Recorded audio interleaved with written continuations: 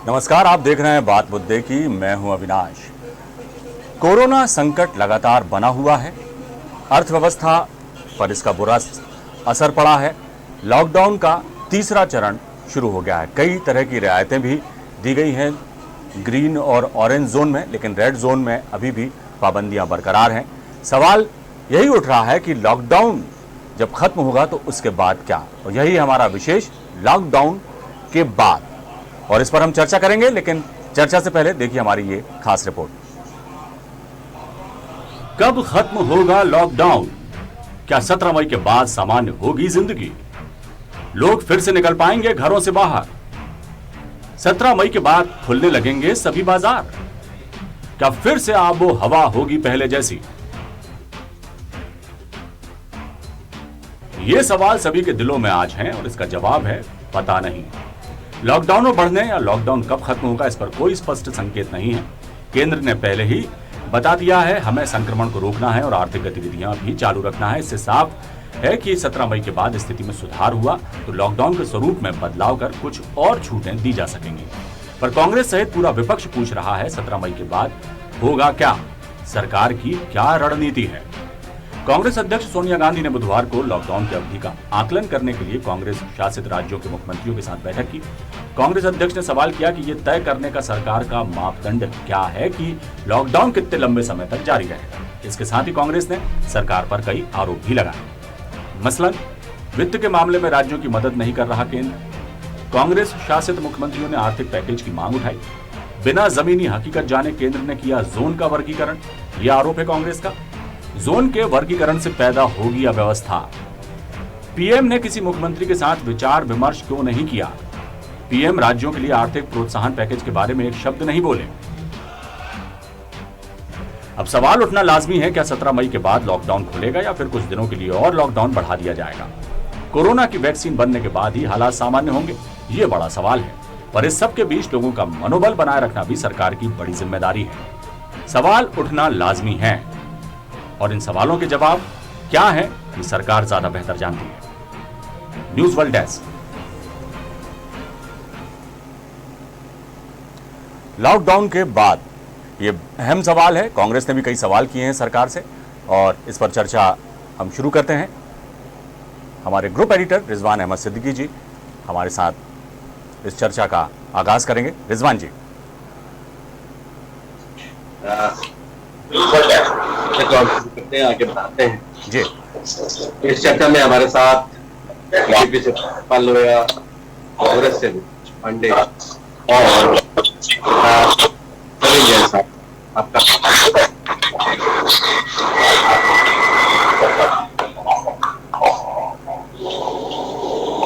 रविंद्र जैन साहब के बाद क्या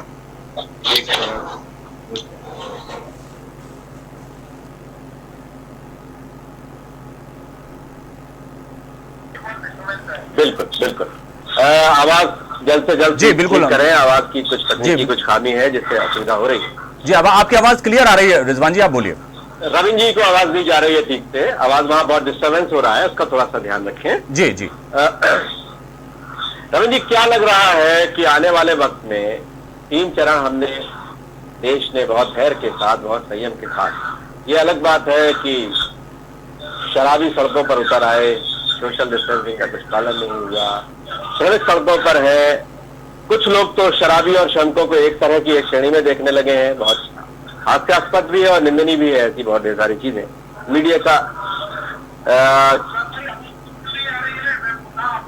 जी जी, आवाज आ रही है उनको? ठीक कराएं, आवाज कट के आ रही है और बिल्कुल ही सुनाई नहीं दे रही है। अब हमारी आपका कनेक्शन, मेरी आवाज आ रही है रविंद्र जी आपको?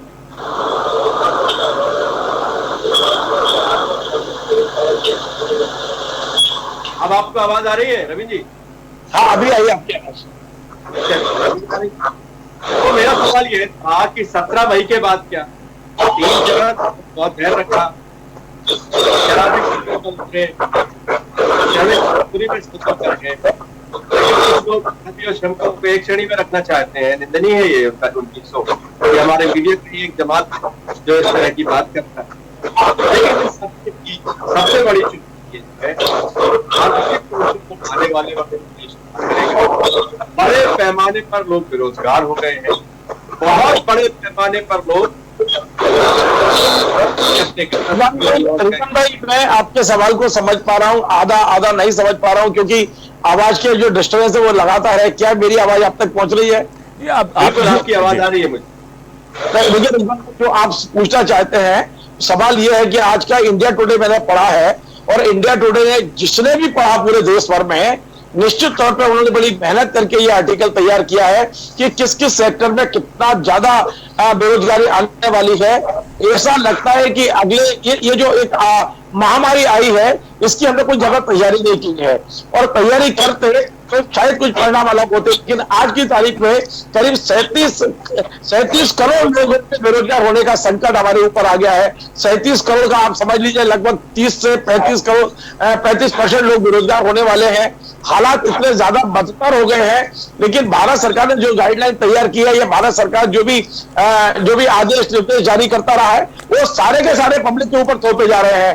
भारत सरकार कभी उन्होंने डीजल पे टैक्स बढ़ाया, उन्होंने पेट्रोल पे टैक्स बढ़ाया, शराब पे टैक्स बढ़ाया दिल्ली सरकार ने, लेकिन आम जनता को क्या राहत मिल रही है, ये कहीं दूर दूर तक दिखाई नहीं दे रहा है। और आने वाला क्या एक्शन प्लान होगा, इसकी कोई तैयारी नहीं है।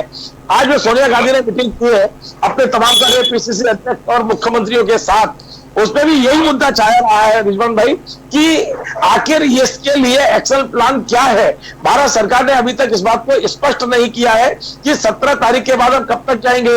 लेकिन एक बड़ी जानकारी सोशल मीडिया के माध्यम से आई है, वो बड़ी चौंकाने वाली है, और वो ये जानकारी ये है कि जो WHO है, वर्ल्ड हेल्थ ऑर्गेनाइजेशन, उसने भारत सरकार से एक अनुबंध किया, और उस अनुबंध के आधार पर वर्ल्ड बैंक से भारत सरकार को एक बड़ी आर्थिक सहायता मिली है। और वो अनुबंध ये है कि कम से कम 2 महीने पूरी तरह लॉकडाउन रखा जाएगा, और अगले 4 महीने तक हम सोशल डिस्टेंसिंग का पालन करेंगे, क्योंकि 6 महीने तक कोई काम नहीं।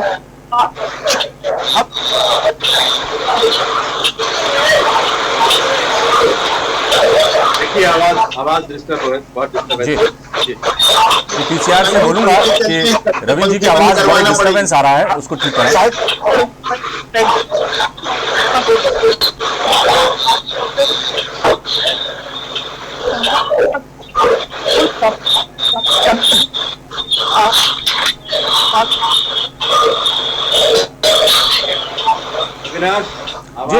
जी मैंने बोला है, पीसीआर के हमारे साथी कोशिश कर रहे हैं कि जैसे ये किसी का स्पीकर तो नहीं खोला हुआ मोबाइल का आप में से? किसी का स्पीकर ऑन हो तो वो थोड़ा स्पीकर बंद कर। रविंद्र जी, फोन का स्पीकर ऑन तो नहीं है आपका? रविंद्र भाई, आपके फोन का स्पीकर ऑन तो नहीं है? चलिए नीलेश पांडे, आप क्या कहेंगे? देखिए, रविंद्र जैन जी को मैं सुन रहा था, और उन्होंने देश में कोविड-19 को लेकर के बड़ी बिंदुवार बातें किया, और एक भौतिक पत्रकार का ये गुरु उत्तरदायित्व बनता है, जिन्होंने आज पूरी तरह से कहा। इंडिया टुडे के अंक को मैंने भी पढ़ा, और इंडिया टुडे ने इन सारे चीजों का खुलासा किया है। आज जिस तरह से कांग्रेस पार्टी की राष्ट्रीय अध्यक्ष श्रीमती सोनिया गांधी जी ने देश के अपने कांग्रेस शासित प्रदेशों के मुख्यमंत्रियों के साथ एक वीडियो कॉन्फ्रेंसिंग के माध्यम से इसको लेकर के एक चर्चा किया कि 17 मई के बाद की हमारी तस्वीर क्या होगी, हम किस तरह से इस लॉकडाउन परिस्थिति से उबर पाएंगे, इसको लेकर के हमारी सरकार का मापदंड मोदी सरकार का क्या होगा। इसके साथ साथ सबसे महत्वपूर्ण बात यह है कि आज हमारे साथ जो पंजाब के मुख्यमंत्री ने कहा, अमरिंदर सिंह जी ने कहा, बहुत अच्छी बात उन्होंने कहा। उन्होंने किसानों को लेकर कहा कि पंजाब और हरियाणा में किसान जो है, उन्होंने गेहूं की शानदार उपज पैदा की है, इसके लिए जो है हमारे किसान भाई बधाई के पात्र हैं। लेकिन सबसे बड़ी बात जो होनी चाहिए कि हमको इस कोविड-19 के चलते 10,000 करोड़ रुपए के राजस्व का नुकसान हुआ है, तो उन लोगों ने देश के प्रधानमंत्री नरेंद्र मोदी से कहा कि हमको ये राहत पैकेज उपलब्ध कराया जाए, क्योंकि सबसे बड़ी समस्या, और मैं अपने ओर से मांग करता हूँ रिजवान जी, कि ये सिर्फ कांग्रेस शासित प्रदेशों के मुख्यमंत्रियों को नहीं, भाजपा शासित प्रदेश के मुख्यमंत्रियों को भी ये फंड उपलब्ध कराया जाए। क्योंकि देखिए हमारे हिस्से का जो जीएसटी का पैसा है केंद्र सरकार के पास, अगर आप वो पैसा भी उपलब्ध करा देंगे, जैसे हमारे मध्य प्रदेश में शिवराज सिंह चौहान जी मुख्यमंत्री हैं, भारतीय जनता पार्टी के हैं, अगर आज समस्या इस बात की है कि अगर आपने पैसा उपलब्ध करा दिया तो जो नीडी लोग हैं, जो मजदूर तबका है, जो श्रमिक तबका है, जिनके पास जनधन खाता है, उनके अकाउंट में हम पैसे ट्रांसफर कर पाएंगे। क्योंकि आज हम ऊंट के मुंह में जीरे डालने वाली स्थिति में नहीं है। और अब सरकार ने दूसरी तरफ क्या किया, पेट्रोल में ड्यूटी बढ़ा दिया, एक्साइज की, डीजल में ड्यूटी बढ़ा दिया, किसानों की कमर तोड़ने, किसानों के काम आता है डीजल, उसमें नहीं बढ़ा दिया एक्साइज ड्यूटी। आज पूरे विश्व के लोग इस गंभीर समस्या के समय, कोरोना के समस्या के समय, अपने मुल्क का खजाना खोल रहे हैं। दूसरी तरफ हमारी सरकार अपने सूटकेस जो है वो भर रही है। इससे काम नहीं चलेगा। हम सबको मिल करके बृहद सोच रखना पड़ेगा, तब कहीं जाकर के हम इससे निपट पाएंगे। राजगोपाल जी क्या कहेंगे आप? देखिए रिजवान जी, स्थिति बिल्कुल स्पष्ट है कि हम आज मध्य प्रदेश, देश और पूरा विश्व उस संकट से गुजर रहा है जिसके बारे में हम बहुत कम जानते थे आज के 1 माह पहले। परंतु सीमित समय में जो मैक्सिमम, जो अधिकतम आउटपुट सरकार दे सकती थी उसमें देने का प्रयास किया। एक बात। दूसरी बात कि लॉकडाउन, एक मिनट ब्रजगोपाल, ये अधिकतम आउटपुट क्या है, थोड़ा मैं समझ लूं। आप लोग बार बार कहते हैं मैं बताता हूं आपको मैक्सिमम आउटपुट, मैं बताता हूं आपको क्या है। मैक्सिमम आउटपुट ये है कि जहां संक्रमण फैलने की दर विश्व में सबसे कम हमारी है, पर मिलियन कैप्टिव में अगर आप जोड़ेंगे सबसे कम हमारी है। एक ये आउटपुट है। दूसरा, WHO और पूरे विश्व में जितने लीडर्स हैं उन्होंने इस बात की प्रशंसा की है कि जिस तरह से भारत में कोविड-19 को हैंडल किया गया है यह आश्चर्यजनक है और नरेंद्र मोदी की क्षमताओं को प्रदर्शित करता है।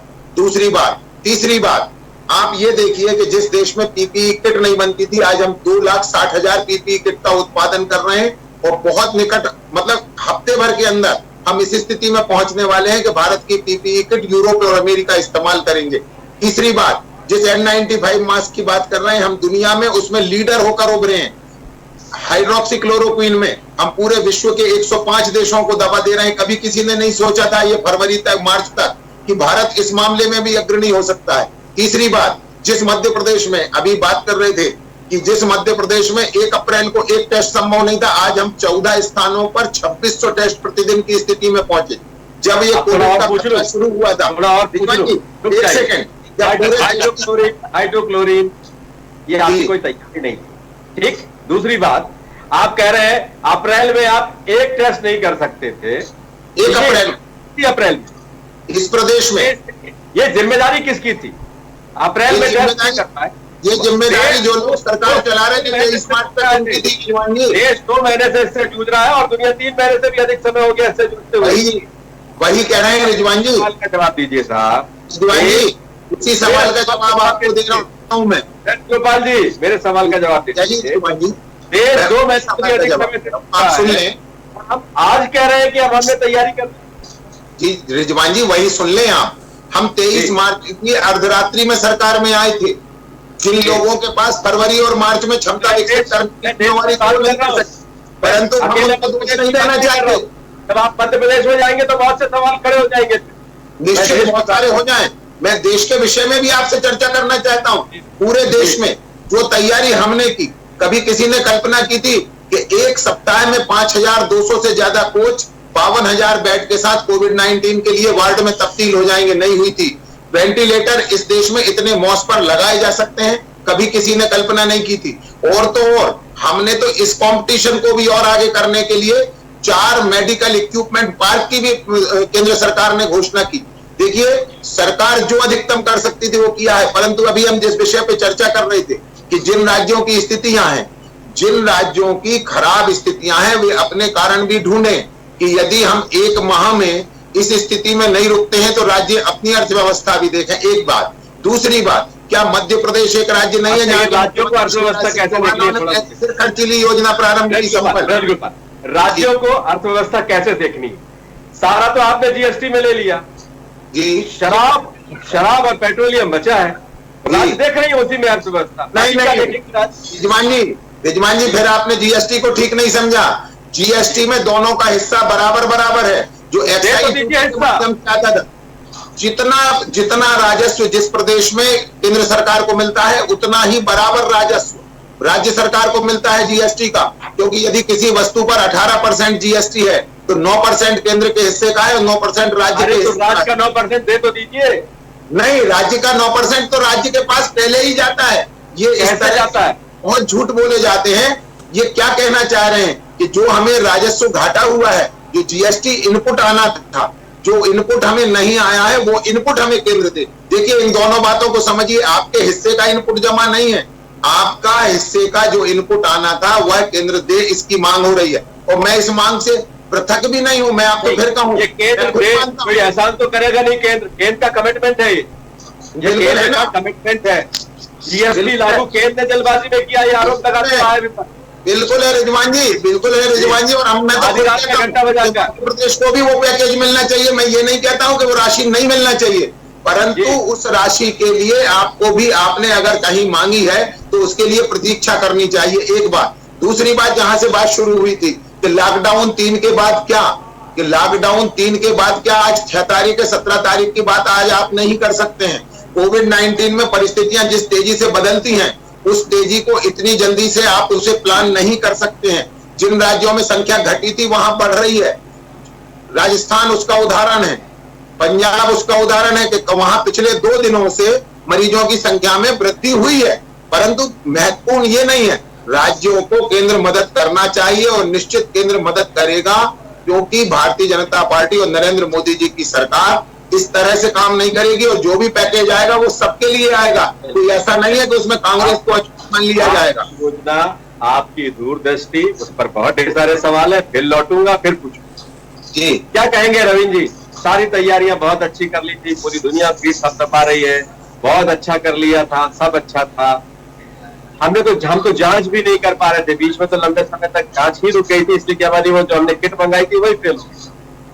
और जो 10-10, 15-15, 20-20 दिन में जांच रिपोर्ट आ रही, हम जांच ही नहीं कर पा रहे। बहुत से लोग संक्रमित हैं कि नहीं हमें पता ही नहीं। इसके अलावा अब हम कितने दिन तक लोगों को घर में रख पाएंगे? एक छूट देते हैं, बाजार खुलते हैं और लोग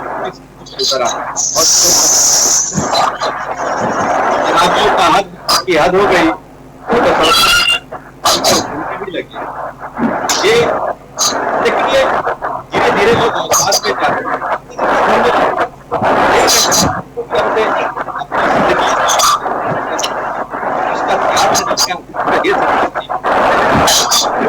का जो स्तर होगा, सरकार ने हद कर, उन्होंने कहा नहीं हम मजदूरों को जाने ही नहीं देंगे। नहीं, कल तक कर रहे थे उनका, आप वो जाने का इंतजाम हुआ तो आप जाने नहीं देंगे। तो कैसे चलेगा? पहले क्यों ये सारी प्लानिंग पहले से क्यों नहीं? क्यों राज्य सरकारों को, क्यों केंद्र सरकार को ये नहीं समझ में आया? लॉकडाउन आप खुलेंगे, आपको लगता है इस तरह की इनमें योजनाओं का गंभीर अभाव? ये सवाल मेरे से है ना रिजवान भाई? जी बिल्कुल आप ही से। देखिए रिजवान भाई, बिल्कुल आपका कहना सही है कि मजदूरों की समस्याओं के मामले में हम गंभीर नहीं थे, तमाम सारे और बहुत सारी चीजें जिस पे हम गंभीर नहीं थे। लेकिन ये समय आरोप लगाने का नहीं है। मैंने पिछली डिबेट में भी कहा था कि हमें सबको मिलकर तरीका निकालने का समय है। इस समय मैं आपको बताना चाहूंगा कि जो मध्य प्रदेश में 2-3 बड़ी समस्याएं, हम मध्य प्रदेश के संदर्भ में यदि बात करें, इतनी गंभीर समस्या है रिजवान भाई कि हमारे हजारों लोग एक दूसरे शहरों में फंसे हुए हैं और उनको घर आने के लिए आपने कहा कि जो जहां है वहीं रहिए। उन्होंने आपकी बात मान ली। अब आपने पहले लॉकडाउन 1 किया, 2 किया, 3 किया, आखिर 50-50, 60-60 दिन से एक आदमी एक जगह रुका हुआ है। किसी की पत्नी कहीं रह रही है, किसी के बच्चे कहीं रह रहे हैं, किसी की माताजी कहीं रह रही है। आप किसी प्रकार का, और आपने ई पास को ऐसा सेंट्रलाइज करके रखा है कि नक चढ़े और बदतमीज टाइप अधिकारी, क्षमा करें मैं इस तरह का शब्द का उपयोग कर रहा हूं, जो बाकायदा बदतमीजी कर रहे हैं। ई पास आप दे नहीं रहे हैं, लोगों का जीना हराम हो रहा है। अब मजदूरों के मुद्दे पर पूरी तरह फेल हो चुके हैं। आप कोई माने ना माने 100% फेल हो चुके हैं। और तीसरी बड़ी समस्या जिस पर किसी का ध्यान नहीं है, भारतीय जनता पार्टी को तत्काल इस मुद्दे पर ध्यान देना चाहिए। पार्टी का नाम ले रहा हूं मैं, सरकार का नहीं ले रहा हूं, कि किसान बहुत परेशान है। वो फसल लेकर जा रहा है मंडी के अंदर, आपने वीडियो देखे होंगे, सोशल मीडिया पे आ रहे हैं। आपने कहा था न्यूनतम मूल्य पर खरीदे जाएंगे, 1736 रुपए उसको मिल रहे हैं। उसकी नीलामी लगाई जा रही है, 1500 तो शुरू हो रहा है। किसान इतना ज्यादा परेशान है उसकी फसल को लेकर कि आप जरा पूरे मध्य प्रदेश का सर्वे कराएंगे तो उसमें एक अलग प्रोग्राम बन सकता है। दूसरा मैं आपको बताना चाहूंगा कि मध्य प्रदेश के एक वरिष्ठ अधिकारी जिनसे मैं कल बात कर रहा था, उनकी माताजी गांव में फंसी हुई है, वो चाहकर 40 दिन से पास नहीं बनवा पा रहे हैं। माताजी अकेली है, उनके भोजन की व्यवस्था नहीं है। एक सीनियर अधिकारी की हालत यह है तो आम आदमी की क्या स्थिति होगी। मेरे को आज एक व्यक्ति का फोन आया वो मदद के लिए कि मेरी पत्नी नरसिंहपुर जिले में फंसी हुई है, प्रेग्नेंट है, या भोपाल में डॉक्टर का इलाज चल रहा है, उसको लगातार पास कैंसिल किए जा रहे हैं। क्यों नहीं शिवराज सिंह जी चौहान और भारतीय जनता पार्टी इस बात के लिए प्रेशर डालती है कि जिनकी जिनाई समस्याएं हैं वो अधिकारों का विकेंद्रीकरण करिए, कलेक्टर को दीजिए, एडीएम को दीजिए, वो लोकल स्तर पर देखे कि परेशानी क्या है। इस तरफ कोई ध्यान नहीं है रिजवान भाई। 100% ये कि हमारी तारीफ कैसे हो जाए, हमारे वीडियो कैसे चल जाए, हम कितना ये कह सके कि हम पीपीपी किट बना रहे हैं, हम ये कर रहे हैं। अरे किट से कुछ नहीं होगा, किट से 100% किट हमारी आवश्यकता है, लेकिन हमारी जो दूसरी आवश्यकताएं हैं उस पर कोई ध्यान नहीं है। अभी तक सामाजिक संगठन लॉकडाउन 3 तक सामाजिक संगठन बहुत मदद करते रहे। सरकार से ज्यादा यदि भोजन मिला है तो सामाजिक संगठनों ने दिया है, लेकिन उनकी भी अपनी एक मर्यादा है, उनकी भी अपनी एक सीमा है। वो अपनी सीमा से ज्यादा लोगों को भोजन करा चुके हैं। आप खुद देख रहे हैं, रोज टीवी पर आप दिखा भी रहे हैं और देख भी रहे हैं। लेकिन लॉकडाउन 3 के बाद आखिर वो कितना करेंगे। सरकार ने जो आपने खुद पिछली बार बताया था रिजवान भाई मुझे कि राशन के लिए आपने खुद फोन किया, उसके बाद क्या फ्री राशन मिल रहा है? राशन अभी तक नहीं मिला। अभी वही मैं कह रहा हूं कि क्या वास्तव में वास्तविक स्थिति क्या है, जमीनी की स्थिति क्या है। हम टीवी चैनल पर बैठकर कोई भी बहस करें, रिजवान भाई सच्चाई है कि आम आदमी से पूछिए, भोपाल से होकर हजारों लोग गुजर रहे हैं, उनको खाना नहीं है। आपने आज फोटो देखे होंगे, रोड पर सो रहा है मजदूर, बच्चे को लेकर ना बिछोड़ा है ना कोई साधन है उसके पास। आखिर हम किस दिशा में अपने देश को ले गए? आप इंटरनेशनल तमाम सारी संस्थाओं से अपनी पीठ थपथपाइए और कहिए मैंने बहुत अच्छा किया। अरे भाई, लोगों को लॉकडाउन में रख के यदि आपने अच्छा कर लिया तो कौन सा बड़ा कर लिया आपने। आप सच्चाई है कि आपके पास कोई योजना नहीं है, और योजना नहीं होगी तो देश का विश्वास आपके साथ नहीं होगा। विशेष पांडे, क्या कहेंगे आप? ब्रजगोपाल लोहिया से बहुत ढेर सारे सवाल के जवाब लोहिया साहब आएंगे आपके पास। जी देखिए रिजवान भाई, मैं तो ब्रजगोपाल भैया को इतना ही कहूंगा कि झूठी पीठ लेकिन से सुझाव भी दीजिएगा कुछ, जिससे कि आपकी बहुत जिम्मेदारी है। आपकी कई राज्यों में सरकारें हैं आपकी। जी मैं रिजवान भाई मैं पूरी बात कर लूँ, 2 मिनट में पूरी बात कर लूँ। झूठी पीठ थपथपाने से और झूठा प्रोपेगेंडा करने से भारतीय जनता पार्टी का कुछ होने जाने वाला नहीं है। देश के मशहूर नोबेल पुरस्कार विजेता अभिजीत बनर्जी को मैं पढ़ रहा था, उनका एक आलेख पढ़ रहा था। उन्होंने बड़े स्पष्ट शब्दों में कहा और बड़े व्यापक दृष्टिकोण से सोच करके उन्होंने इस बात को लिखा। आपने राहुल गांधी के साथ उनकी चर्चा नहीं देखी? नहीं, राहुल गांधी जी के साथ उनकी चर्चा हुई, पर मैं उनके एक आलेख को पढ़ रहा था। अभिजीत बनर्जी जी ने चर्चा पे नहीं जाएगी, चलिए चर्चा कर चुके हैं जी। उस पर अभिजीत बनर्जी जी ने एक बहुत अच्छी बात की कि देखिए आज आवश्यकता ये है कि हमारे देश का जो कामगार तबका है और देश के जो लोग 20,000 करोड़ रुपए देश को मैंने 20,000 करोड़ रुपए आप नया पार्लियामेंट बनाने के लिए आपके पास पैसे हैं, विदेश से लोगों को बुलाने के लिए आपके पास पैसे हैं, बड़े बड़े उद्योगपतियों के कर्ज माफ करने के लिए आपके पास पैसे हैं, लेकिन देश के श्रमिकों के लिए, देश के कामगार वर्ग के लिए, देश के मध्यम वर्गीय परिवार को क्या सुविधाएं देना चाहिए, किसकी आवश्यकता है? आज उनको कैश चाहिए साहब। जो लोग हज यात्रा में जाते हैं या जो लोग कहीं तीर्थ यात्रा में गए, उनके हाथ में पैसा नहीं, कैसे क्या करेंगे? सारी की सारी व्यवस्था चरमरा गई है। इस दिशा में देश के प्रधानमंत्री जी को व्यापक दृष्टिकोण से निर्णय लेना पड़ेगा, क्योंकि देखिए देश के प्रधानमंत्री जी को चाहिए कि हमारे स्टेट के हिस्से का पैसा, जो मैंने आपसे पहले आग्रह किया, जीएसटी का पैसा दे हर प्रदेश को, और दूसरा व्यापक नहीं, उन्होंने उसको सरकार को देना चाहिए। मैं ये कहना चाह रहा हूँ, कुछ बनाने पड़ेंगे। देखिए बड़े व्यापक दृष्टिकोण से रिजवान जी, बड़े व्यापक दृष्टिकोण से इसमें देश के प्रधानमंत्री जी को सरकारी खजाना अपना खोलना पड़ेगा, क्योंकि देखिए बहुत सारी समस्या है। हमारे यहाँ लोग बेरोजगार हो गए हैं। इंडिया टुडे में आज इतनी अच्छी बात रवींद्र जी ने कहा, बिल्कुल मैंने भी पढ़ा आज इंडिया टुडे का, इतने लोगों की संख्या बेरोजगारों की बढ़ के उनके पास रोजगार नहीं रहेगा इसके बाद, तो इसके लिए आपके पास कोई पॉलिसी नहीं है। सबसे बड़ी बात है कि दान का खजाना आपको खोलना पड़ेगा, और इस मामले में मैं एक कवि की कविता बताऊंगा ब्रज गोपाल भैया। आप जानते हैं कि दान जगत का प्रकृत धर्म है, मनुष्य व्यर्थ डरता है, एक रोज तो हमें स्वयं सब कुछ देना पड़ता है, बचते वही समय पर जो सर्वस्व दान करते हैं, समय का ज्ञान नहीं जिनको देकर वो तरसते हैं। तो इसलिए बड़े दिल से इस चीज को आपको दान करना पड़ेगा, और दान नहीं करेंगे देश के लिए, देश के मध्यम वर्ग के लिए, काम वर्ग के लिए। ये देश में ब्रजेश पांडे आप क्या कहेंगे, क्या होना चाहिए सरकार में? देखिए आज आपसे आरोप थोड़ी लगा सकते, देखिए कुछ सकारात्मक सुझाव, अपनी सोच, ये सब भी तो सरकार से साझा करनी पड़ेगी। देखिए देश केंद्र में बैठी मोदी सरकार को 17 मई के बाद का एक रोड मैप तैयार करना पड़ेगा, उनको एक ब्लूप्रिंट तैयार करना पड़ेगा। क्योंकि देखिए सबसे बड़ी बात ये है, आप सुझाव क्या दे रहे हैं? मैं बता रहा हूँ, उसी बिंदु पर आ रहा हूँ। उसके अंदर में बोलने का अवसर तो देंगे 2 मिनट को, मैं अपनी बात तो करूँ। समय भी तो समझिए, बहुत लंबा आप लोग बोलेंगे तो फिर दूसरे के पास कैसे जाओ?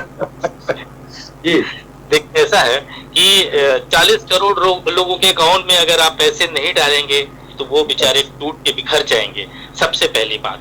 दूसरी बात जो है, हमारा काम धंधा ठप है, रोजगार ठप है। देश पांडे आप ये कि सिर्फ 40 करोड़ बचे, आप तो मिडिल क्लास भी इसमें जुड़ गया, वो भी गरीब हो गया, 2-3 महीने बाद उसके बाद कुछ नहीं होगा, वो भी गरीब हो गया। मैं वही हाथ नहीं फैला सकता, मांगेगा भी नहीं।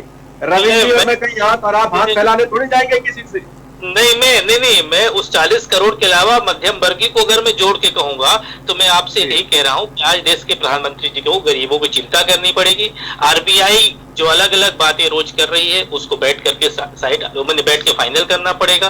देश के वित्त मंत्री जी, देश के प्रधानमंत्री जी जब बैठ के फैसला करें तो सोचें कि अब जनता के सामने 17 मई के बाद हमारी स्थितियां क्या होंगी, और उसके लिए हम वो तो सोच रहे होंगे, आपने क्या सोचा है? के लिए हमारी सरकार ने सबसे पहले श्रमिकों के लिए, किसानों के लिए, श्रीमती सोनिया गांधी जी ने कहा, उन प्रवासियों के लिए कहा, खुल करके कहा कांग्रेस पार्टी ने कि हम उनको उनके गंतव्य तक पहुंचाएंगे, उसके बाद उनको की व्यवस्था करेंगे। और इसके साथ साथ कांग्रेस पार्टी ने आज पूछा कि बिना हमारे प्रदेश के मुख्यमंत्रियों से जाने, बिना राज्य के किसी मुख्यमंत्री से जाने केंद्र की सरकार कैसे निर्णय कर ली भैया कि कौन सा किस जोन में आने वाला है। तो जमीनी हकीकत तो वहां के राज्य के मुख्यमंत्री के पास होती है।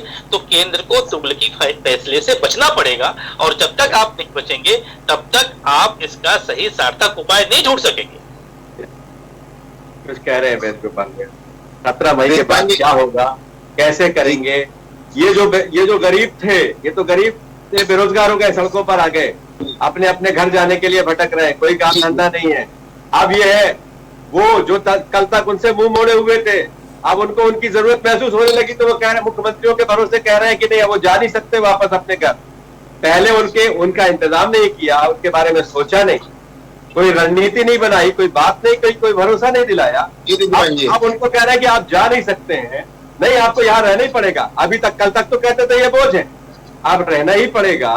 एक इस तरह की सोच, और दूसरा ये कि ये तो अपने अपने घर चले जाएंगे, उनके पास वहां भी कोई काम धंधा नहीं होगा।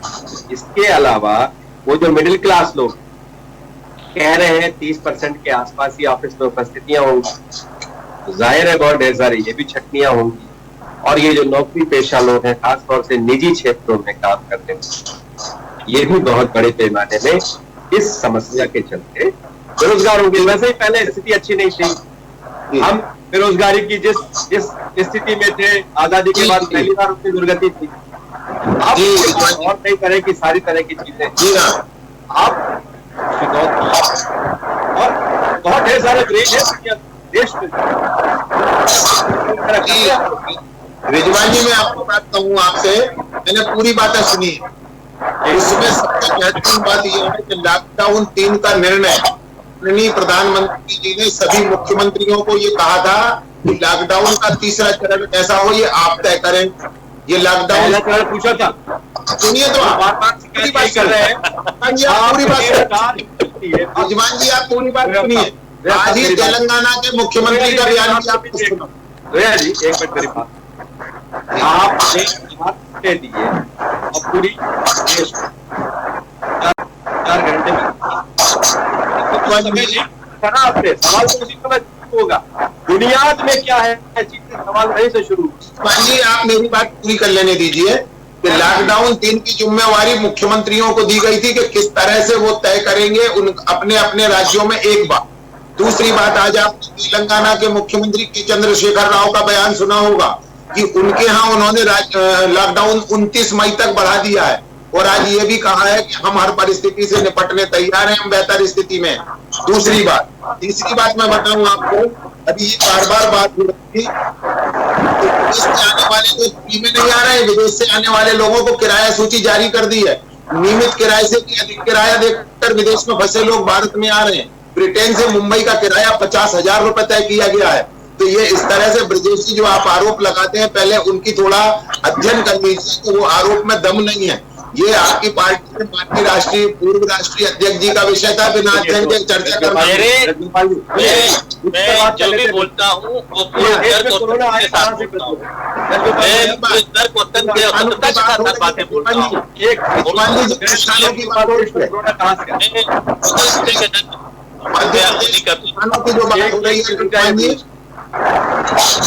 मध्य प्रदेश में ऐतिहासिक उपार्जन सरकार ने किया है केवल 15-16 दिनों में, कभी नहीं हुआ। पिछले साल से तुलना करेंगे 7 लाख टन ज्यादा उपार्जन हो चुका है, जबकि पिछला सामान्य वर्ष था ये कोविड के खतरे के बीच में हो रहा है। तीसरी बात, मध्य प्रदेश में दलहन का उपार्जन भी हो रहा है, चना उनका उपार्जन भी राज्य सरकार कर रही है। मध्य प्रदेश का किसान खुश है, परंतु उसको फिर बहकाने का, नुकसान पहुंचाने का षड्यंत्र था जो पहले रचा गया था 2018 में, वो पुनः शुरू हो रहा है। और इससे किसान सब समझ चुका है कि उसका हितैषी कौन है। और आज मध्य प्रदेश में अकेला राज्य है जिसमें दलहन की खरीदी हो रही है, राजस्थान में की खरीदी नहीं हो रही है, पंजाब में सरसों की खरीदी नहीं हो रही है। ये दुर्भाग्यपूर्ण है कि आप अपनी राज्य सरकारों को सलाह नहीं देते और जो बेहतर राज्य सरकार काम करती है उस पर आरोप लगाते हैं। और रिजवान जी, मैं जो हमेशा से कहता रहा हूँ कांग्रेस के बारे में, ये सवाल आपसे रविंद्र जैन साहब ने पूछा था एक पत्रकार की निगाह से जी, उन्होंने पूछा था, आंकड़ों के साथ बता सकते हैं वो आपको अभी गिरफ्तारी हुई है, कितना करनी चाहिए, अगर कहीं गलती है तो जांच कराइए। अरे मंडियों के वीडियो आ रहे हैं, ये 1736 रुपए मात्र उसको मिलता है। रिजवान जी आप तो स्वयं दिन भर उन्हीं मैं आपको बताऊं, पिछला पूरा जितना भी ये जो लॉकडाउन का पीरियड है मैंने किसानों और जनता के बीच में व्यतीत किया है। मैं कभी दिन भर में पूरे दिन सोशल डिस्टेंसिंग का प्रचार करना, किसानों की समस्या सुलझाना, उसमें करता हूं। महत्वपूर्ण वो नहीं है, महत्वपूर्ण ये है कि यदि बेहतर प्रबंधन ना होता तो पिछले साल से 7 लाख टन ज्यादा उपज उपार्जन कैसे होता। प्रत्यक्ष को प्रमाण की आवश्यकता नहीं है। दूसरी बात, पिछले वर्ष का आज तक आप बोनस नहीं डाल सके थे, हमने उसका भुगतान कर दिया। रवि जी आऊंगा मैं, रमेश भाई आपके पास आऊंगा मैं आपके पास। तीसरी बात जो कांग्रेस के बारे में मैं सदा कहता हूं और इनकी नीति हमेशा वही है कि वो साहिल के तमाशाई हर डूबने वाले पर अफसोस तो करते हैं, इमदाद नहीं करते। ये वो लोग हैं जो केवल लोगों को भड़का सकते हैं, गलत प्रचार कर सकते हैं, प्रदेश को और देश को बदनाम कर सकते हैं। इनका एक दूसरा मुखौटा और है जो अंतरराष्ट्रीय मीडिया में भी बहुत तरह के भ्रम पैदा करने की कोशिश कर रहा है। मुझे दुख इस बात का है कि आप भारतीय जनता पार्टी को आरोप तो लगा सकते हैं, परंतु प्रदेश और देश को बदनाम करना ये दुर्भाग्यपूर्ण है। इस तरह के कृत्यों से आप बचे और इनसे दूरी रखें। ब्रजेशी, मैं फिर आपसे कह रहा हूं, मैंने आपसे एक सवाल पूछा था, देश में कोरोना आया कहां से? आपने बताया देश में कोरोना कैसे आया, इसलिए कि आप तो हम आगे बढ़ रहे हैं ना, तो सवाल तो होंगे। ब्रजगोपाल जी आपको आवाज आ रही है? जी, इनको आपकी आवाज नहीं पहुंची। देश में कोरोना आया कहां से? देश में कोरोना भारत में नहीं पूरे विश्व में कोरोना का सेंटर सबको मालूम है कि वो वुहान था और वुहान से पूरे दुनिया में पहुंचा, वुहान से पूरी दुनिया में पहुंचा। मगर देखिए कि हम सफल क्यों हैं, पैदल चल के तो आए। देखिए रिजवान जी, वही मैं आपसे कहना चाहता हूं कि हम सफल क्यों हैं। सफल हम इसलिए अपने आप को कहते हैं, जब भारत में 13 लाख टेस्ट हुए तो संक्रमित 50,000 निकले। जब यूके में, इटली में, स्पेन में और रशिया में 13 लाख टेस्ट पर जब ये पहुंचे थे तो वहां संक्रमितों की संख्या 2.25 लाख पहुंच गई, यानी हम नियंत्रित करने में सफल हुए। मैं कहना ये चाह रहा हूं कि कोरोना पूरी दुनिया में सफल कौन हुआ उसे रोकने में, वो सफलता भारत ने पाई है, जो पर मिलियन सबसे कम है और दुनिया में मृत्यु दर भी सबसे कम भारत में ही है, यानी हम बेहतर उपचार भी दे सके लोगों को। चलिए मैं रविंद्र जी से पूछता हूँ। रविंद्र भाई, आप कुछ कहना चाहते थे और इस पर भी कहिएगा, इस जांच पर भी आप कुछ कहना। देखिए रिजवान भाई, मैं सिर्फ यही कहना चाहता हूं कि आपने अभी सवाल पूछा कि कोरोना आया कहां से। आप सबको पता है कि जो इंटरनेशनल फ्लाइट थी वो टाइम से बंद नहीं की गई, और जो स्कैनिंग रखी गई कि मैं केवल स्कैनिंग की और अदर ले लिया हमने, वो तमाम सारे लोग संक्रमित मिले हैं। वही स्थिति इस समय मध्य प्रदेश में भयावह होती जा रही है। हमने हजारों मजदूरों को ट्रेन से, बस से और पैदल गांव में भेज दिया है, और उनकी स्कैनिंग की कोई व्यवस्था नहीं है, कोई मेथड नहीं है। आप मैं बताऊं, तमाम सारे लोग इस बात को लेकर चिंतित है, केवल मध्य प्रदेश में नहीं पूरे देश भर में चिंतित है कि जो लोग गांव में पहुंच गए, क्योंकि अभी तक यदि आपने देखा होगा कि 97% संक्रमित शहरों में मिले हैं और 3% संक्रमित गांव में थे।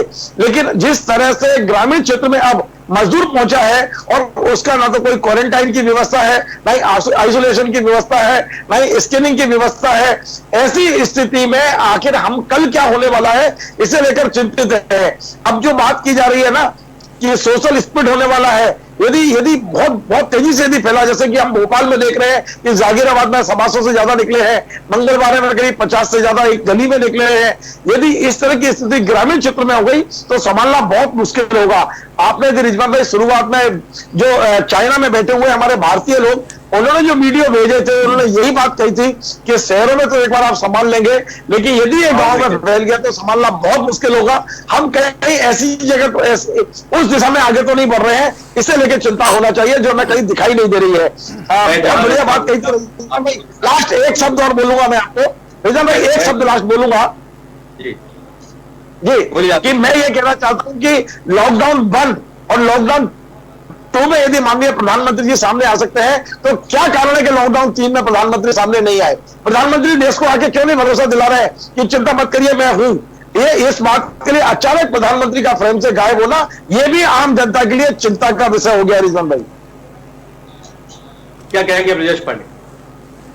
देखिए, आपने बड़ा वाजिब सवाल किया रिजवान भाई, और रविंद्र जी ने उस पर बहुत सी ऐसी व्याख्या किया है कि ज्यादा कुछ कहने को। अब आप आगे बढ़ जाइए उससे। मैं इस पर एक चीज ये कहूंगा। आपने मूल सवाल किया था कि देश में कोरोना आया कहां से। फरवरी माह में हमारे एक उसका जवाब पूरा हो जाएगा। उन्होंने किया, मैं इसको पूरा कर देता हूँ, पूर्ण विराम दे देता हूँ। फरवरी माह में कांग्रेस पार्टी के पूर्व राष्ट्रीय अध्यक्ष श्री राहुल गांधी जी ने सचेत कर दिया था ट्विटर के माध्यम से, पत्र के माध्यम से, एक मिनट, पत्र के माध्यम से कि आप कोरोना को लेकर के सचेत हो जाएं। लेकिन हमारे देश के प्रधानमंत्री जी के कान में जू तक नहीं पड़ा। और आप सोचिए, गुजरात में ट्रंप की यात्रा होती है और गुजरात के अंदर ही सबसे पहले एल स्ट्रेन का कोरोना वायरस का पेशेंट मिलता है।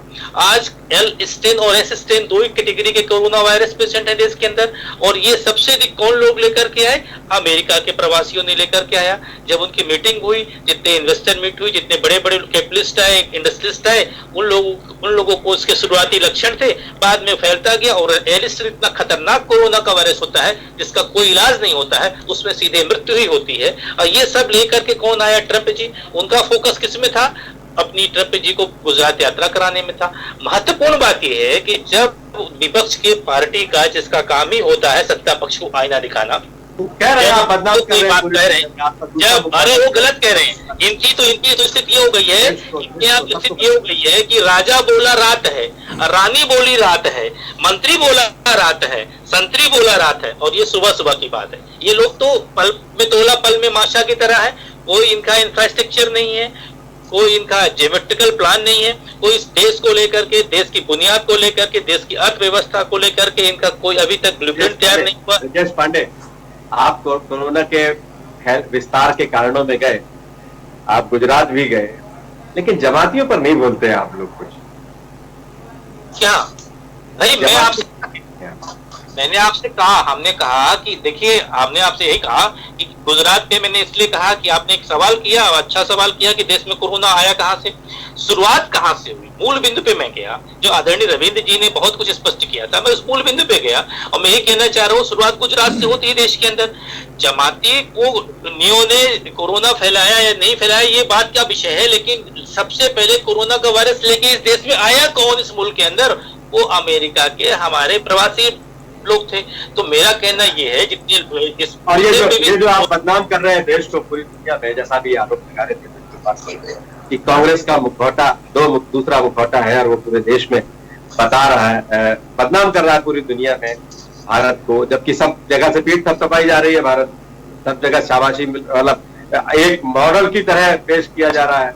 अभी देखिए ऑस्ट्रेलिया के प्रधानमंत्री ने भी तारीफ की थी, भारत प्रधानमंत्री की तारीफ की। देखिए रिजवान जी, और दूसरा ये कि जैसा कि अभी ब्रजगोपाल लोहिया कह रहे थे कि जो जांच हो रही है उसमें कम मरीज मिल रहे हैं, दुनिया में मिल रहे हैं मरीज। ब्रज गोपाल भैया का मैं बहुत सम्मान करता हूँ, वो आदरणीय है मेरे लिए, लेकिन मेरा कहना यह है कि भारतीय जनता पार्टी का IT सेल केवल झूठ का प्रोपोगंडा इस देश के अंदर कर रहा है। आप एक बात बताइए, भारतीय जनता पार्टी के थिंक टैंक कहे जाने वाले गोविंदाचार्य जी ने कहा था कि मुखौटा तो भारतीय जनता पार्टी के अंदर है। भारतीय जनता पार्टी उस तरह की पार्टी है कि वो अक्सर चेहरों की बात किया करते हैं, वो अक्सर चेहरों की बात किया करते हैं, पर पूछो कभी किसी का चेहरा भी देखा है? तो भारतीय जनता पार्टी का चाल चरित्र और चेहरा तीनों पूरी तरह से बेनकाब हो चुका जनता के सामने। जांच के बारे में कुछ कहेंगे आप? जांच के बारे में मरीज निकल रहे हैं,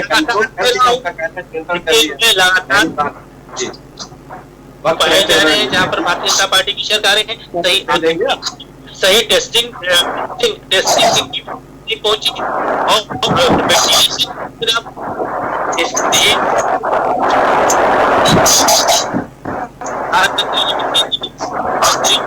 थोड़ी ऑडियो की समस्या जी, इसलिए मैं आपसे आग्रह करता कि ब्रज गोपाल जी थोड़ा धीरे धीरे बोलेंगे तो ज्यादा अच्छी आवाज आएगी आप। यही आपके बात को बोलने की पहले आपकी आवाज ब्रजगोपाल लोहिया फर्क में नहीं है हमारे, जवाब ले रहे हैं।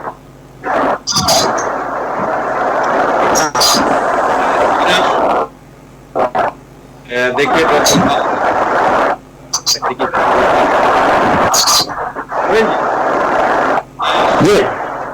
ये इस तरह से किया तो लेकर बहुत तरह के मजदूर हम शुरू से कहते रहे, हमने पहले भी जब करते हैं कि अगर आप मजदूरों को व्यापक करते ले आए, जब आप बोलेंगे ऐसे मजदूर कहाँ मिलेंगे, बहुत ढेर सारे काम आपके ठहर जाएंगे, रुक जाएंगे, लोगों में विश्वास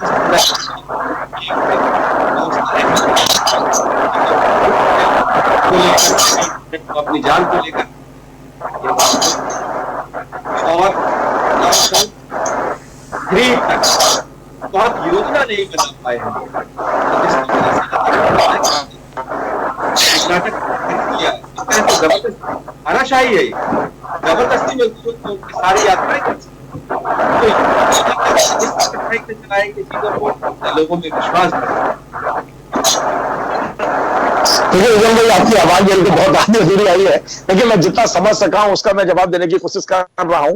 अभी ब्रजगोपाल जी गए हैं कि हम में नहीं जा रहे हैं, लेकिन आप मुझे बताइए देश में हजारों लोग फंसे हैं, वो क्या आना चाहते हैं, भोपाल आना चाहते हैं, कॉलेज में चाहते हैं, आप उनकी व्यवस्था तो सारे साधन से आना जाना चाहते हैं। कुछ लोग बॉम्बे में फंसे हैं, पूना में फंसे हैं, कर्नाटक में बैंगलोर में फंसे हैं। इन लोग कितनी घबराहट है लोगों के अंदर, उसका कोई मापदंड नहीं है। और ये बिल्कुल तय है रिजवान भाई कि किसी प्रकार का कोई एक्शन प्लान ना मध्य प्रदेश सरकार के पास है ना भारत सरकार के पास है। और ये क्यों नहीं है ये मेरी समझ में नहीं आता है। इतने बड़े बड़े विशेषज्ञ करोड़ों लाखों रुपए की सैलरी लेने वाले बैठे हुए हैं, आखिर हम उनका उपयोग क्यों नहीं कर रहे हैं? हमारे पास में अर्थशास्त्री हैं, हमारे पास में जो संकट के समय में जो योजना बनाने वाले तमाम सारे विशेषज्ञ हैं, हमने उनकी सेवाएं क्यों नहीं ली हैं, आखिर कल क्या होगा, इसे लेकर देश के 130 करोड़ लोग चिंतित है कि हमारा कल क्या होगा, कल कैसा होगा।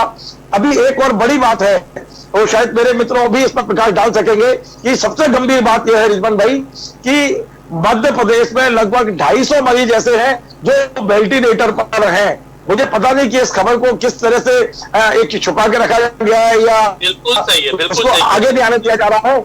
मध्य प्रदेश में 250 लोग वेंटिलेटर पर हैं, इसमें सबसे ज्यादा संख्या इंदौर, उज्जैन और भोपाल की है।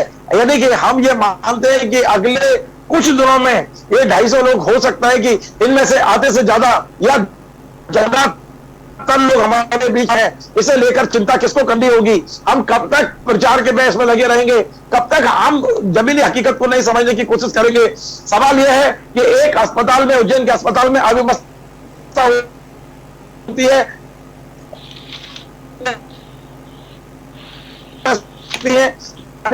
कलेक्टर ने, हम इस तरह के निर्णय ले रहे हैं रिजवान भाई जो तात्कालिक लोकप्रियता का कारण हो सकता है, लेकिन व्यवस्था को सुधारने वाले निर्णय अभी तक सुनाई और दिखाई नहीं दे रहे हैं। जब तक ये निर्णय जमीनी नहीं होंगे, जब तक आप लोगों को, सब को नहीं जोड़ेंगे, मैं तो माननीय शिवराज सिंह चौहान से आपके टीवी चैनल के माध्यम से निवेदन करता हूं कि वे सर्वदलीय बैठक बुलाएं, सब लोगों को साथ बिठाएं और एक ऐसी योजना बनाएं जिससे विश्वास पैदा हो, क्योंकि मध्य प्रदेश में यदि विश्वास चला गया तो सब कुछ चला जाएगा। आम आदमी की हताशा, आपको पता है भोपाल जैसे शहर में प्रतिदिन 6 से 7 सुसाइड हो रहे हैं।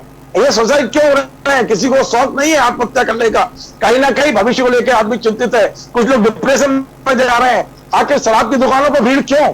हम अपनी चिंताओं को कहीं ना कहीं शराब में घोलकर पी रहे हैं। ये भी देखना है लोगों को कि शराब की दुकान पर भीड़ क्यों हो रही है। तो मेरा यही निवेदन है मध्य प्रदेश की सरकार से, भारत सरकार से, कि आप एक ऐसी योजना बनाएं जिससे भारत के 130 करोड़ लोगों को आपके प्रति, देश के प्रति, सरकार के प्रति विश्वास हो और अपने भविष्य के प्रति कहीं ना कहीं आशा की किरण दिखाई दे। जी रिजवान। बिल्कुल, हमारी कोशिश भी यही रहती है लगातार कि सरकारों तक हम जनता की भावना को पहुंचाएं। ऐसे समय में कोई पैनिक नहीं फैले, जनता धैर्य से रहे, उसको विश्वास हो कि सरकारें उसके लिए काम कर रही हैं। तो जो प्रहरी है मीडिया, वो भी चिंता कर रहा है, जरूरत पड़ेगी तो सवाल पूछे। आज हमने इसीलिए बहुत ढेर सारे सवाल पूछे और हम उम्मीद करते हैं कि आने वाले वक्त में इन चीजों को एड्रेस भी किया जाएगा, बेहतर ढंग से इस पर काम भी, और जनता को विश्वास रखना चाहिए। उसके ही धैर्य से सबसे अधिक ये सफल हुआ है। लॉकडाउन 3 तक हम पहुंच गए हैं, वो बहुत कम वक्त बचा है हम इस लॉकडाउन को भी पूरा करने में। लेकिन हमने इतने दिन जो मेहनत की, इस मेहनत को, इसमें जो की गई, हमने जो कुछ भी अर्जित किया है उसे बचाए रखने की जिम्मेदारी हमारी ही है। इसलिए हमें और धैर्य रखना पड़ेगा, दूर रहना पड़ेगा।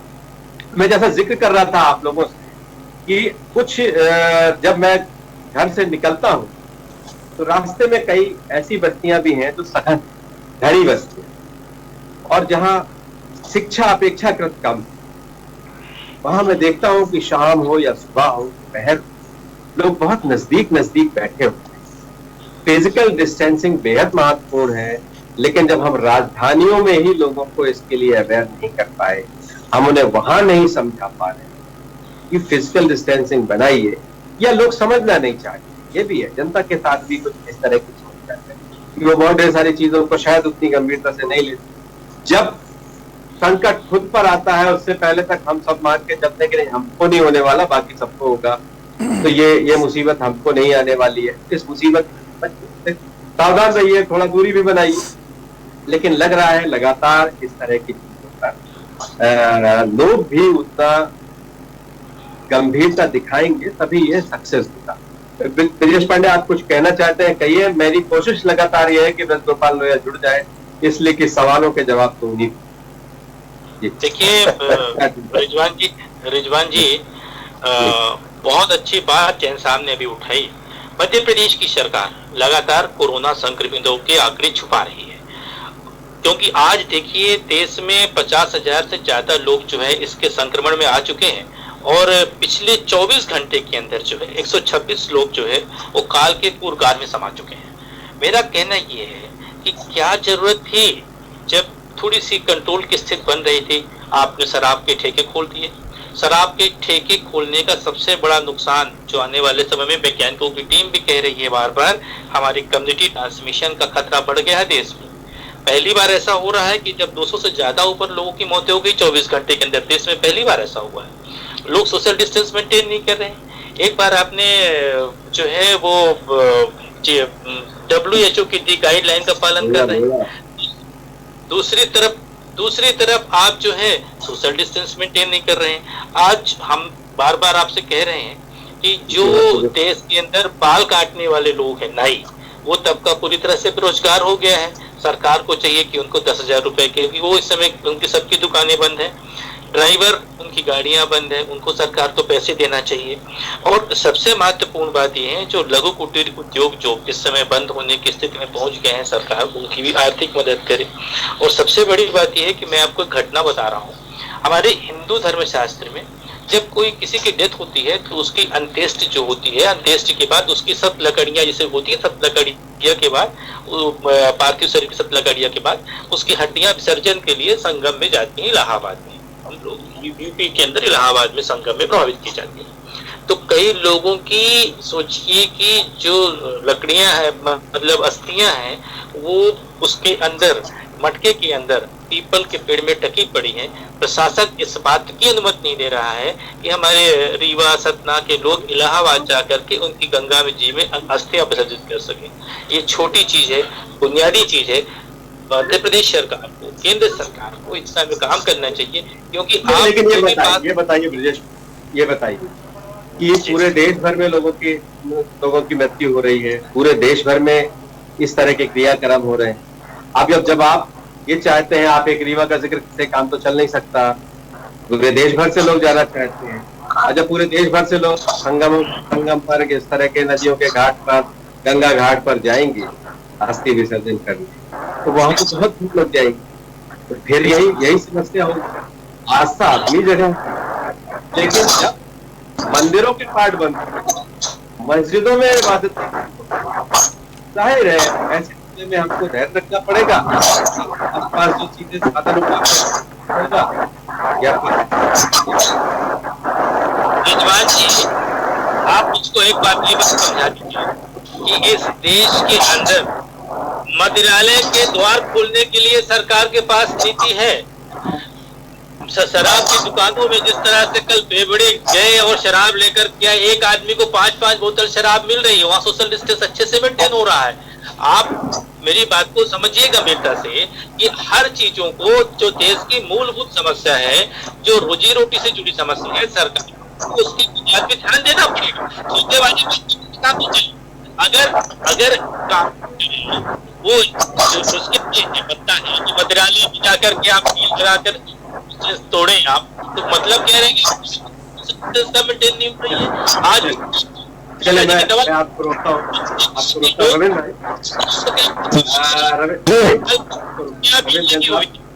चीजों सवाल उठाए किया कि गोपाल लोया हमसे इन्हीं कारणों से। मैं आपसे चाहूंगा कि सवाल जवाब क्या होते हैं इस तरह के सवालों में। ऐसे जब सवाल खड़े होते हैं, सत्ता और सत्ता के जवाब क्या होते हैं, उस पर थोड़ा सा देखिए रिजवान भाई, ये बात सही है कि जो राजनीतिक दल के जो प्रवक्ता आते हैं टीवी चैनल पे, वो प्रशिक्षण लेकर आते हैं, या तो उनके पास सवाल के जवाब नहीं होते तो वो किसी को बोलने ही नहीं देते हैं। इतनी ज्यादा मतलब तर्क वितर्क करते हैं, हमने तमाम सारे चैनल पर देखा है। सच्चाई है, मैंने कई ऐसे प्रवक्ता भी देखे हैं जो बहुत विद्यमान है। पांडे जी बैठे हुए हैं, पांडे जी ने बड़े मतलब आंकड़ों के साथ, जानकारी के साथ यदि आप जवाब देंगे तो जो दर्शक देख रहे हैं उसे भी आनंद आएगा। लेकिन हम यदि बहस करेंगे तो निश्चित तौर पर यदि देखिए कुछ चीजें ऐसी हैं जो कोरोना। मेरा आपसे स्पेसिफिक सवाल था, ऐसे समय में सरकार का क्या जवाब होता है, क्या देगी सरकार जवाब, इसलिए कि ब्रजगोपाल नहीं है। तो मैं एक ऐसा समझना चाहता हूं कि सरकार जब इस तरह के आरोप लगते हैं तो सरकार का जवाब क्या होता है इसमें। और सत्ता पक्ष का क्या जवाब होता है। अगर मान लीजिए ब्रज गोपाल लोहिया जी की जगह आप हैं तो क्या जवाब देंगे, मैं ये पूछ रहा था, ये समझना चाहता था, इसलिए कि मैं इस कार्यक्रम को बहुत आगे बढ़ा नहीं सकता। तो कोई एक पक्ष सरकार का भी आना चाहिए कि, लेकिन ऐसे समय में देश एकजुट बना रहे, ये भी जरूरी जी। देखिए, मैंने इस बात को पहले भी कहा था कि कोरोना को हम राजनीतिक चश्मे से देखना बंद करें। कोरोना जो बीमारी है वो एक वैश्विक बीमारी है और इसको हम सबको मिलकर इसको मुकाबला करने की तैयारी करना चाहिए। और यही सरकार को मैंने पहले भी कहा कि सभी दलों को साथ लेकर आम लोगों के विश्वास को जागृत करने के लिए सरकार को बिल्कुल आगे आना चाहिए और सरकार को यह कहना चाहिए कि यदि हमारी कुछ कमी है तो मीडिया वाले भी बताएं, आम जनता भी बताए, विपक्ष भी बताए, उन तमाम सारी चीजों को सरकार नोट करे और बड़ा दिल करके इस बात को स्वीकार करे कि जहां जहां गलतियां रह गई हैं उन गलतियों को सुधारने का प्रयास करें। अधिकारी लेवल पर कोई गलती है, राजनीतिक लेवल पर है, बल्लभ और मंत्रालय लेवल पर कोई गलती है तो उसको ठीक करने की कोशिश करें। और सरकार का एकमात्र लक्ष्य होना चाहिए कि संकट की इस घड़ी में आम लोगों का विश्वास कैसे सरकार जीत सकती है, कैसे इस संकट की घड़ी में हम आम लोगों का जो भविष्य है उसको लेकर वो आश्वस्त हो सके, सरकार उनके साथ है, इस बात का हम कैसे भरोसा दिला सके, ये सरकार को करना चाहिए। और वे तभी होगा जब आप सभी को साथ लेंगे, सभी की बात को सुनेंगे और उसमें से कहना चाहिए कि एक ये मंथन वाली चीज है जिसमें से आप अमृत निकालेंगे तो निश्चित तौर पर सरकार की हम प्रशंसा करेंगे। मैंने पहले भी कहा और अभी भी कहता हूं कि इस समय चाहिए तो सरकार को स्वीकार करना चाहिए और आगे बढ़ना चाहिए, लेकिन सबको मिलकर, चाहे कांग्रेस हो, बीजेपी हो, मीडिया हो, अधिकारी हो, आम जनता हो, ये समस्या सबकी समस्या है और हम सबको एकजुट होकर एक बात जरूर है रिजवान भाई, जो सबसे महत्वपूर्ण है, इसके बगैर ये डिबेट अधूरी रहेगी कि सड़क पर खड़े हुए हमारे पुलिस वाले और अस्पताल में ड्यूटी कर रहे हैं हमारे जो हेल्थ कर्मचारी है, इनका मनोबल बढ़ाना बहुत जरूरी है। यदि इनका मनोबल टूट गया तो हम पूरी लड़ाई हार जाएंगे। अब मैं इस समय आपके चल के माध्यम से सबको सैल्यूट करता हूं और इनकी बधाई देता हूं, इनके परिवारों का आभार व्यक्त करता हूं। 40-50 दिन से घर से लोग अपने ड्यूटी कर रहे हैं, चौराहे पर खड़े हुए पुलिस वाले के भाव को समझिए, खड़े होकर एक बार उसकी सूरत को देखिए, उसके भी बच्चे हैं, उसकी बेटी की भी शादी होनी होगी, उसके घर में भी मुझे इंतजार कर रहे हैं।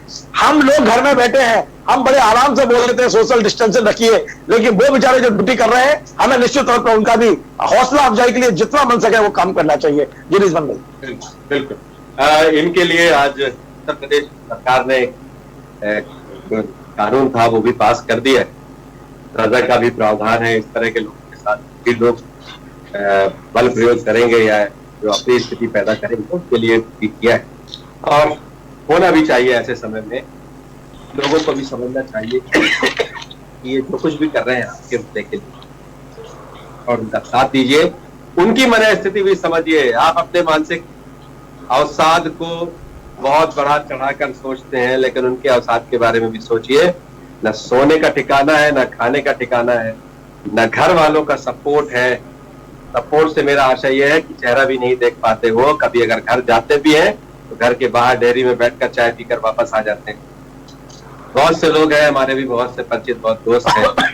अपने मीडिया वाले भी लगे बेचारे जी, अपने बच्चों को गले लगाना चाहते हैं, नहीं लगा पाते।